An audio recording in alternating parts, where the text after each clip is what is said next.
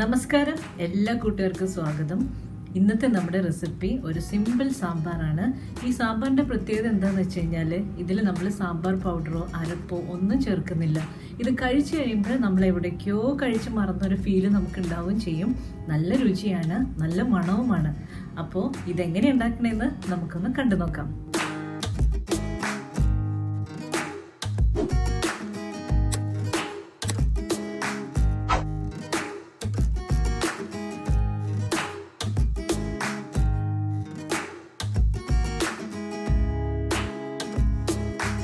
ഒരു കപ്പ് പരിപ്പെടുത്തിട്ടുണ്ട്. അതിനെ നമുക്ക് കഴുകി വൃത്തിയാക്കിയിട്ടൊന്ന് വേവിച്ചെടുക്കണം.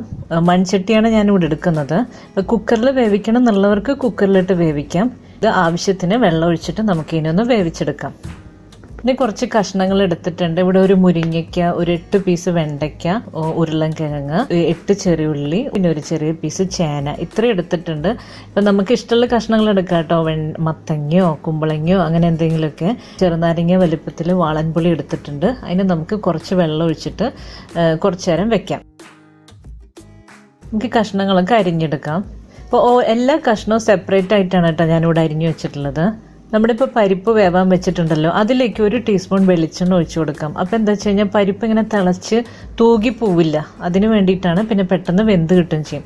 ഇപ്പോൾ ഈ ചേനയും ഉരുളക്കിഴങ്ങിനും ഇത്തിരി വേവുള്ളതുകൊണ്ട് ഞാൻ വേറെ മാറ്റി വെച്ചിട്ടുണ്ട്.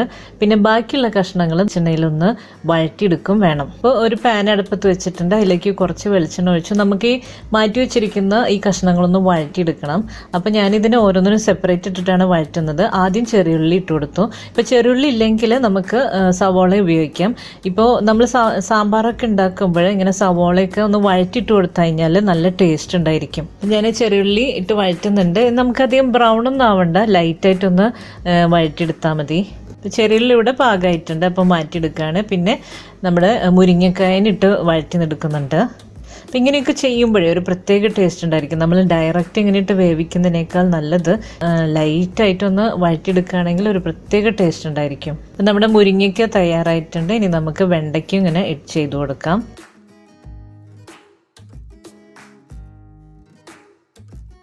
നമ്മുടെ പരിപ്പ് ഏതാണ്ട് ഒരു 1/4 ഭാഗത്തോളം വെന്തിട്ടുണ്ട്. അപ്പം ഞാൻ നല്ല വേവുള്ള കഷ്ണം ഉണ്ടല്ലോ, അതായത് നമ്മുടെ വഴറ്റാത്ത കഷ്ണങ്ങളില്ലേ, ചേനയും ഉരുളൻകിഴങ്ങും അങ്ങനത്തെ കഷ്ണങ്ങളൊക്കെ ഞാൻ ഇട്ട് കൊടുക്കുകയാണ്. എന്നിട്ട് അതിന് നമുക്കൊന്ന് വേവിച്ചെടുക്കാം. അപ്പോൾ കുറച്ച് വേവാകുമ്പോൾ നമുക്ക് ബാക്കിയുള്ള കഷ്ണങ്ങൾ ഇട്ട് കൊടുക്കാം.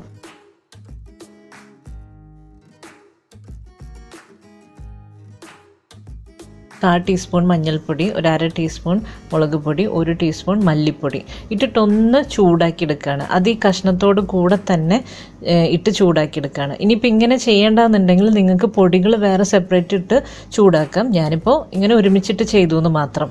ഈ പൊടികളും ഒന്ന് ലൈറ്റായിട്ടൊന്ന് ചൂടാക്കി എടുക്കുന്നത് നല്ല ടേസ്റ്റ് ഉണ്ടായിരിക്കും. അപ്പോൾ നമ്മുടെ കഷ്ണങ്ങൾ ഏതാണ്ട് വെന്തിട്ടുണ്ട്. നേരത്തെ ഇട്ട് കൊടുത്ത കഷ്ണം ഒരു 1/2 ഭാഗത്തോളം വെന്തിട്ടുണ്ട്. അപ്പോൾ ഈ ബാക്കിയുള്ള നമ്മൾ ഈ വഴറ്റി വെച്ചിട്ടുള്ള കഷ്ണങ്ങൾ ഇട്ട് കൊടുക്കുകയാണ്.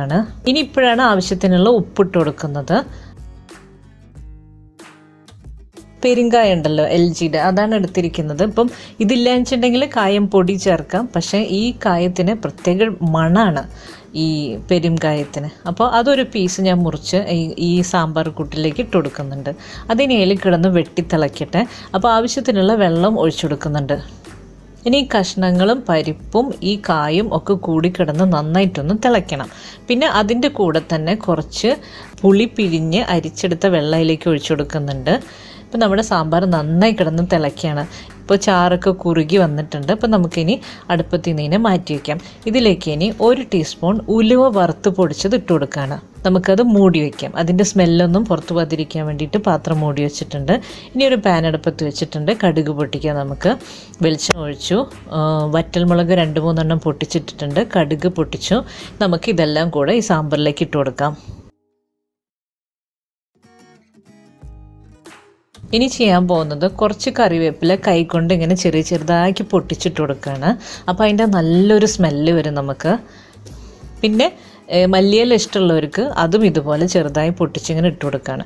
നമുക്കിനി സാമ്പാറിനെ മൂടി വയ്ക്കാം. അല്ലെന്ന് വെച്ച് കഴിഞ്ഞാൽ അതിൻ്റെ സ്മെല്ലൊക്കെ പുറത്തേക്ക് പോകും. അപ്പോൾ കുറച്ച് നേരം ഒന്ന് മൂടിയിരിക്കട്ടെ.